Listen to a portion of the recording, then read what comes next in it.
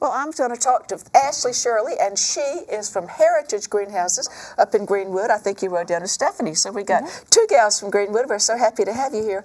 And what do y'all like to specialize in at Heritage Greenhouses? Well, we like to specialize in a little bit of everything, but we're really big with our begonias, and we do a lot of succulents. We like to keep our old-timey plants mixed in there to keep it the heritage theme. Well, it is heritage. That's right. Okay. That's right. And we do bedding plants, annuals, perennials, a little bit of everything. Yeah, you do, because you brought all those beautiful bedding plants and things that people soon will be putting out in their gardens. But I think they better wait until we're sure there's no danger of frost. That's Well, right. let's talk about some of the beautiful things you brought. And this wreath is just a stunning display. Well, thank you. Thank you. Let's talk about how you made it. Sure. What we've done here is we started with a metal round frame, and then we took sheet moss and we wrapped around really nice and tight and tied it off with some, rope, whatever kind of Twine or something. Anything that you like. Now, did you stuff it first with sphagnum moss, or what's inside the Yes, cylinder? there's moss inside the cylinder and then wrapped around. with the sheet moss. Right. Okay. And then you take a pencil or your finger or whatever you can get, poke yourself a little hole, you can root the succulents right into that moss. So you just take the succulent and just stuck it down in there. That's right. And so I can see that it's well attached now. They have actually got their root system down in there. When did y'all put this one together? That one was put together mid to late November, maybe. Okay. We've had it for a while. We decorated it for Christmas, and it's lived on. Now tell me how you water it, what you do to take care of it. With this type of thing, you could spray it with a mister if it just looked a little damp or a little dry and needed a little bit of water. But if it was really dried out and really lightweight, you can actually set it down in a tub of water, and that moss will soak that water up like a wick. Okay, and then take it off and let it get drain well before you bring it back inside. They don't like too much water. But because this is something we do need to keep inside. There are some succulents that are cold hardy, but most of these beautiful ones need to stay in the wintertime, but then can go out in the summer. Yeah, that's right. And then, I don't know if I'm going to take a spoon and eat this or just admire it, because it almost looks like a dessert, doesn't it? It does. And so this is a slightly different shape, so let's talk about how you created this topiary. It is. With this one, we took a tree-shaped metal frame, and we did the same thing there. We would pack it good with the sphagnum moss and wrap it around, tight around the edges. And you do the same procedure. You poke yourself a hole. You can put the succulent in there with roots or without it. It'll create its own roots right in the moss. Well, I think one of the things that's interesting is, the old hen and chick that we all had as children, which had that traditional bluish gray aspect to it, is what we used to think of. But look at the different colors that succulents involve now. You've got one that's got all these different colors on it, different textures, and it really is almost like a flower display, but just made out of green plants. Yeah, there's so many varieties to choose from now. It's pretty cool, yeah. And then this little fellow over here looks all ready for the holidays. Yes, this is our succulent tree. You can do it the way I showed you here with the metal frame, but the way we're doing it to make it easy for everyone at home is we're taking a cupcake here. So that's what this peculiar aluminum form is. That's right. And so you've got that down in a container. That's right. And you've packed it with some sphagnum moss and all. And so how are we going to make it look like it just all grew that way? Well, it's really simple. You're going to start with an established plant. With this type of thing, you do want roots on your plant. All right. And you're just going to pop it right out and remove most of the soil. You're going to need a little bit around the roots, but you want to. But there's lots of excess soil there. That's right. Okay. We don't need all of that.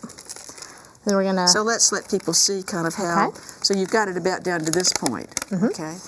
Just a little bit hanging in there. Okay. All right. And then you've got this. Now, sheet moss, some people haven't had an experience with this yet. A lot of florists keep this in stock, and you can find it if you visit a good florist. That's right. And that's how we order ours. And so you can see that this is just like sheets of moss off logs in the wood. And they usually come mostly dry, and we like to soak ours before we use it. Okay, so you're just going to take it, and you're going to wrap it right underneath those roots around the bottom. Underneath it and around it. And all the way around the top. Okay. Make a little package. Swaddle it, pretty much. Right in that. And then you find your hole that you want to put it in your container. And you're going to fit it right down in that hole. Look at that. And just smush down and real it just good, stabilize it. Perfectly.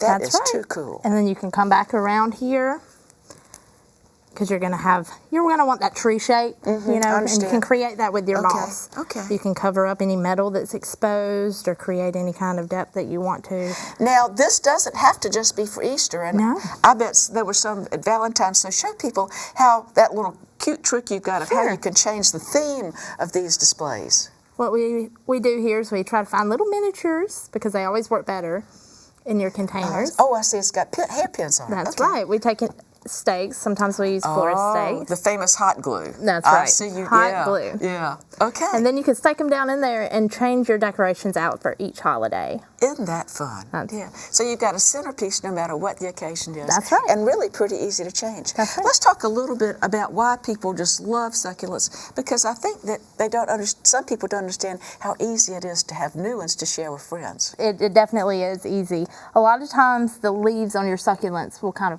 fall off on their own when they get ready to fall off.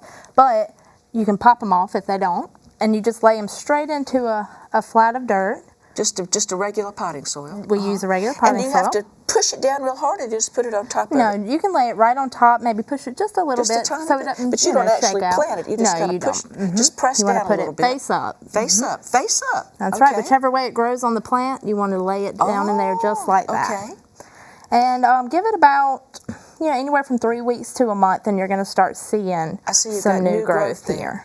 And then how long from here to here? About another 3 weeks to a month, depending. They're not real quick growers. When they get to this size, then you can go repot. And at that point, you might then move them up into this size container. Something about like this, and that's whenever we would add maybe a slow release. A little bit of slow release fertilizer. Mm-hmm. Since y'all are heritage, you said that you brought these geraniums, and that is the most unheritage looking geranium. It looks brand new and like nothing I've ever seen. So tell me the story, because apparently it is something that used to be grown fairly often. Yeah, this is a regal geranium. It's an elegant regal geranium. And a common name for them is a Martha Washington. Well, that sounds geranium. old-fashioned. Yeah. Yes, it is. My mother-in-law loves the way they look, and she'd had them in the past, or, knew of them. But this year we were able to get our hands on some, so we're raising them for our customers. And so when the weather changes, this will be fine to go outside in containers or in a display outdoors. That's right. Well, they are just so much fun. Well, if people would like to know more about y'all and find out how they might be able to enjoy some of your plants, where do y'all... is there a time when y'all's plants are available to the public? There is. We are at the Uptown Market in Greenwood. Oh, the wonderful on Uptown Market. Wednesdays from 10 to 2. Okay. And also, if anybody want any more information, they can visit our Facebook page at Heritage Greenhouse, or they could give us a call at 864-993-7214. Well, you sure brought some wonderful things today. We thank you for what y'all are doing up there. And I know you have new things mixed in, but I'm glad you're holding on to some of those wonderful old-fashioned things. Yes. Thank you for having us. Okay. All right.